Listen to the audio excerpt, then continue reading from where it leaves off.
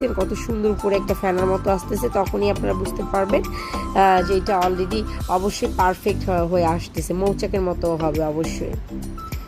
এটা আমার 1.5 ঘন্টার মতো সময় লেগেছে, এই যে অলরেডি হয়ে গেছে। এখন আমি হচ্ছে এটা নামাবো, নামানোর পর সুন্দরভাবে এটা আমি কেটে নেব। দেখতেই পাচ্ছেন কেটে নিয়ে এখন আমি আপনাদেরকে কেটে দেখাচ্ছি কেমন হয়েছে ভিতরে সাইজটা।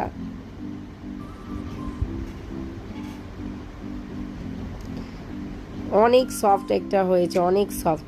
এখন কেটে নিচ্ছি, কেটে নেওয়ার পর বুঝতে পারবেন